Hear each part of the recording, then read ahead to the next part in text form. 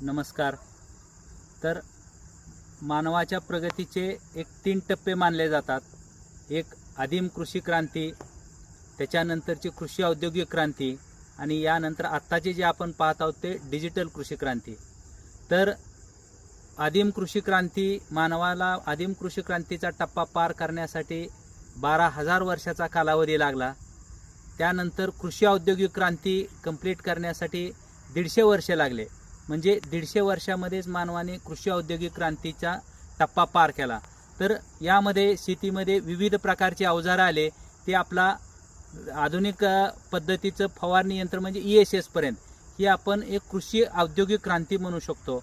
परंतु 21व्या शतकामध्ये आपल्याला डिजिटल क्रांतीमध्ये आपण प्रवेश करत आहोत आणि जाणकारांच्या मते ही डिजिटल क्रांती ही फक्त 50 वर्षामध्येच कंप्लीट होणार आहे. तर त्यासाठी आपल्याला शेतीमध्ये खूप आधुनिक तंत्रज्ञानाची जोड द्यावी लागणार आहे आणि त्यासाठीच आज जवळजवळ 2 दिवसापासून बेंगलोर बेस्ड जनरल एरोनॉटिक्स कंपनीची टीम आणि आपल्या इको ॲग्रोचे थत्ते साहेब हे इंदापूरच्या एरियामध्ये द्राक्ष असेल, डाळिंब असेल, पेरू असेल, तर या भागामध्ये तुमच्या ड्रोनच्या एक ट्रायल म्हणजे एक सायंटिफिक बेस आपण आजूबाजूला पाहत आहोत की वेगवेगळ्या प्रकारचे ड्रोन आहेत, फवारण्या घेत आहेत. परंतु थत्ते साहेबांचे जे टेक्निक आहे ते आपल्याला ESS पासून माहीत आहे की ते जवळजवळ आज 3 दिवस झालं आपल्या भागामध्ये जो बेंगलोर बेस जनरल एरोनॉटिक्स कंपनीचा जो ड्रोन आहे तर त्याचे हे ट्रायल घेत आहेत. म्हणजे द्राक्षामध्ये की बाबा तो ड्रोन किती उंचावरून चालला पाहिजे, डाळिंबामध्येही त्याची उंची किती पाहिजे, त्याच्यानंतर त्याचं म्हणजे ते नोझल कशा पद्धतीचे आहेत ह्या ड्रोनचे आणि ते कशा पद्धतीचं कव्हरेज मिळतं आहे.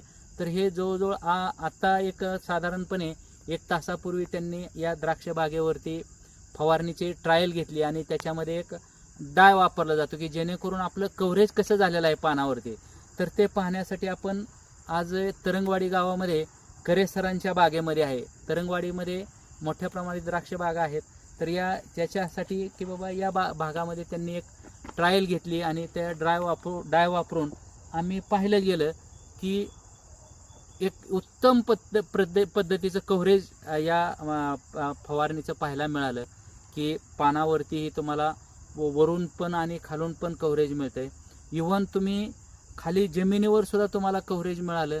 तुमचे म्हणजे तुमचं लॅटरल असेल, खोड असेल, म्हणजे एवढे स्मॉल पार्टिकल्स म्हणजे थत्ते साहेबांच्या म्हणून पाण्याचे 100 मायक्रॉनपर्यंतचे एक स्मॉल साईज पार्टिकल तयार होत आहेत आणि चांगल्या पद्धतीचं कव्हरेज मिळतं आहे.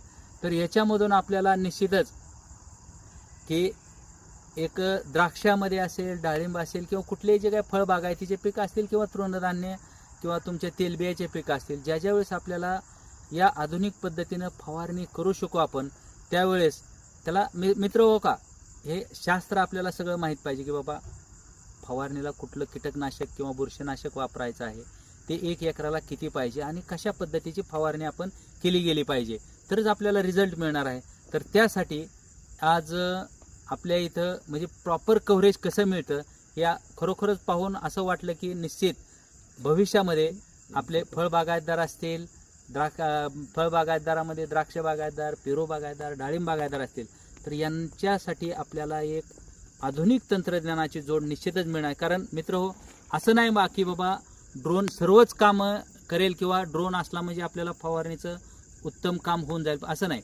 पण ज्या वेळेस आपल्याला काही अडचणी असतील किंवा पाऊस पडलेला असेल किंवा आपल्या भागामध्ये आर्लीचे द्राक्षाचं मोठ्या प्रमाणावरती क्षेत्र असतं, तर याच्यामध्ये प्रॉपर कॅनॉपी होईपर्यंत आपण साधारणपणे एक 30-35 दिवसापर्यंत ज्या वेळेस आपल्याला आपल्या साध्या फवारणी यंत्राला अडचणी येतील त्यावेळेस आपण ड्रोनने फवारणी घेऊन निश्चित पद्धतीनं आपला डाउनी मिल्ड्यू असेल, पावडरी मिल्ड्यू असेल किंवा करपा असेल तर प्रॉपर कव्हरेज देणारा ड्रोन वापरून आपण निश्चितपणे या रोगावरती मात करू आणि अर्ली स्टेजेसमध्ये जे काय आपण अर्लीच्या बागा धरणार आहोत तर जे काय फवारणीला पावसाळी वातावरणामध्ये किंवा कुठल्याही काय अडचणी आल्या तर आपण ड्रोनच्या माध्यमातून निश्चित फवारणी करून आपल्या द्राक्ष बागा किंवा डाळिंबाच्या बागा ह्या रोगमुक्त ठेवू आणि निश्चित आपल्याला या जो ड्रोनचा आहे तो फायदा मिळेल असं मला वाटतं.